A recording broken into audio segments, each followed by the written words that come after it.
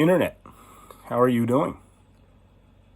It's a crazy offseason already in the NFL. I'm a Niners fan, and so as a Niners fan who wants to win a Super Bowl, there's three other teams in our division. It's been a very good division as of late. Obviously, the Rams just won the Super Bowl. Even saying that still disgusts me. But whatever. My baseball team got a World Series. Go Braves. I'll live. But this is why I'm making the video. When I heard there was trouble in paradise in Arizona a few weeks back, Kyler Murray deleted everything on social media that associated him with the Cardinals. I was like, that's interesting. That could be signs of negative things to come for them. And if so, that'd be great for me. But I didn't really make too much of it because I was like, why would Kyler, at this point in his career, try to blow up his spot in Arizona? I was like, he's probably just mad, frustrated that he lost. People criticize him for how bad he played because he played like absolute garbage against the Rams in that playoff game. My Niners, we lost to them, but we looked way better than Arizona did. And everybody says Garoppolo's trash. I mean, if Garoppolo's trash, then what is Kyler? Because based on their last games, I mean, Kyler played like garbage. Now, Kyler's extremely talented. As a Niners fan, every time we play them, I'm like, oh my God, can we please get this guy? Like, he's running all over the place. He's an amazing athlete. So yeah, I think that he's very fun to watch. But is he a Super Bowl caliber quarterback? Based on his last game, absolutely not. Now, he's young. He's 24. He still can improve. Nobody's saying he's done. Like, nobody's saying that he can't be good in this league, obviously. He's very good. But the fact that he's demanding an extension now is just idiotic. And what his agent did, putting out that whole long-ass thing on the internet. Now, and let me just say this, by the way. I've heard so many people comment like, oh my God, that thing was so long. How do you expect to read it? Are you serious?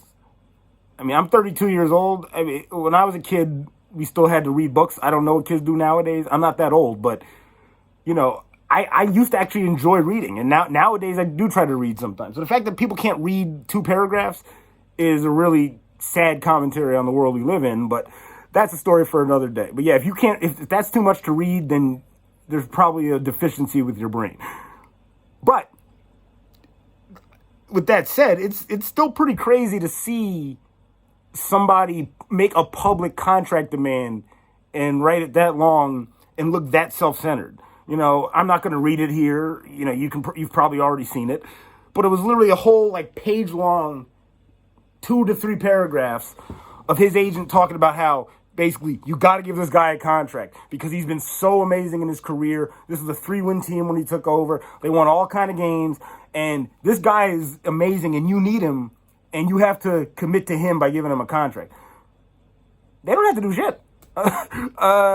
You signed this thing called a contract, Kyler. And yeah, honestly, I think what's going on here is these guys, they look at what the NBA players do. They admire guys who hold their teams hostage. The James Hardens of the world, the LeBron Jameses of the world, Anthony Davises. They think that's like cool. But that's never really been the thing to do in the NFL because superstars aren't valued the same way. Now, obviously, Kyler's a quarterback, so it's more similar, but it's like, dude, if you, like, first of all, I don't know how much money he wants, and that's what it comes down to. If he's asking for $35 million a year, that's reasonable, and he'll probably get it. However, I don't think you put out this whole article and do all this shit he's doing if that's how much you want. He wants 45 to 50 million. You've heard these reports. I don't know that to be true, but I would think that's the case if you're going through all of this trouble, which says to me basically that you're asking for something unreasonable and you're trying to basically pressure them to give you that. At the end of the day, what has Kyler won? You want to get paid more than Patrick Mahomes, who has an MVP and a Super Bowl under his belt? Josh Allen, who I guess you could say Kyler's career is on the same trajectory Josh Allen's was, but Josh Allen is 6'4", 240 or something. Kyler Murray's a little baby boy compared to Josh Allen physically. And I hate to break it to you, if you're the shortest quarterback ever to play the position, you have to be spectacular in terms of being able to read a defense. Like when you would watch Drew Brees play, he knew how to slide and find the passing lanes in a way that I've never seen before. When you watch Russell Wilson play, Russell Wilson is amazing in terms of being able to get outside the pocket and still keep his eyes downfield. Now, he's not really able to do that nowadays because the blocking, like the O-line in Seattle has is god awful, and it has been for years. And Russ used to be able to overcome it, but I think there's a lot of other issues in terms of play calling, and they got to figure out what's going on. They have a lot of good skill guys, but they just don't have a good roster from top to bottom the way they did back when they won the Super Bowl. So they're a mess. But when I watch Russell play, I'm like, that's an elite quarterback despite being undersized.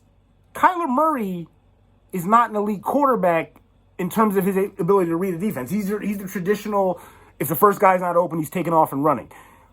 In order to be a good quarterback in this league, it's not saying you shouldn't run. You have to be able to go through your progressions, and I haven't seen that from Kyler consistently yet. And so on top of that, you're literally shorter than me. You know, I'm 5'11", and Kyler's like literally shorter than I am. I don't think I've ever said that about a starting quarterback in the NFL. The shortest quarterbacks are at least my height or like an inch taller.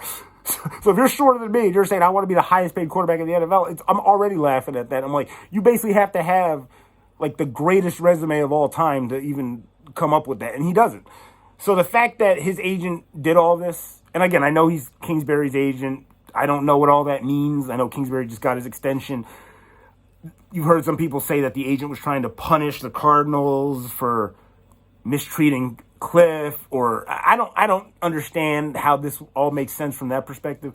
But the reality is, hey, Kyler, go win a Super Bowl, and then we'll talk about it. Because you know who else did this before they won a Super Bowl? Joe Flacco.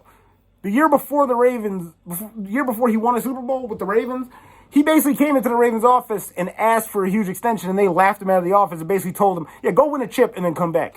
He won a chip, he came back, and then it got resolved. That's the only way you're going to get any leverage here. Now, I personally believe that he's going to use the fact that he can go play professional baseball as leverage. The fact that they're in a lockout is why the timing of this is so funny. Like, he literally picked the worst time to pull this stunt because he doesn't currently have leverage. But I think baseball is going to come back. I don't think they're going to, miss that much of the season. But, we'll see. Who knows? But, Kyler, you got to, actions speak louder than words. That's what your agent said on that thing.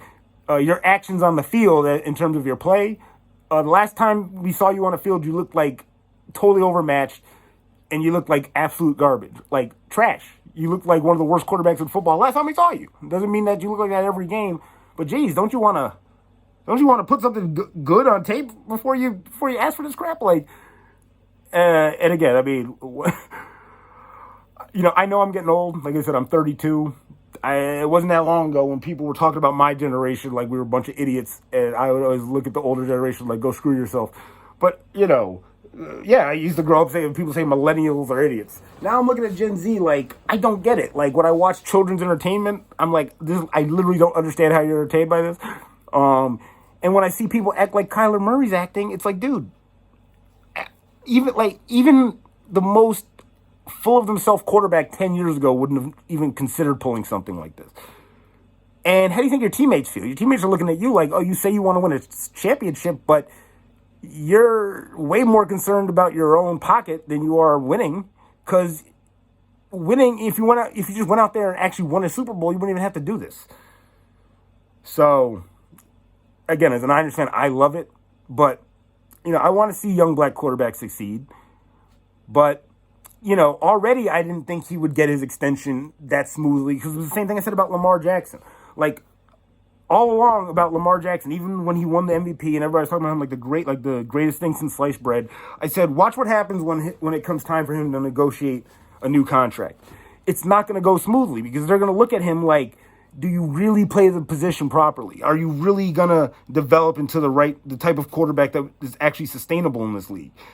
And considering how last year went, where he didn't play well, then he got hurt, and the team looked as good, if not, I'm not going to say they looked better with Huntley, but they looked pretty good with Huntley. But here's the difference. Every issue I have with Lamar is just I don't think he's the most talented quarterback from a pure reading a defense standpoint and going through his progression standpoint. But he's an unbelievable leader. He's a guy that walks into a locker room, everybody gravitates towards him. Kyler Murray, from all the reports coming out, he's the opposite of that. So I don't see how a guy who hasn't won a damn thing and who, by all accounts, even if he's not a bad leader, certainly isn't an elite leader, why he thinks he even should get $40 million or 35. Patrick Mahomes is so much more accomplished than you. If you make more money than him, that would just be the biggest joke on earth. So just the same way I said about Brian Flores, sometimes you gotta look in the mirror and realize, it's not all about you.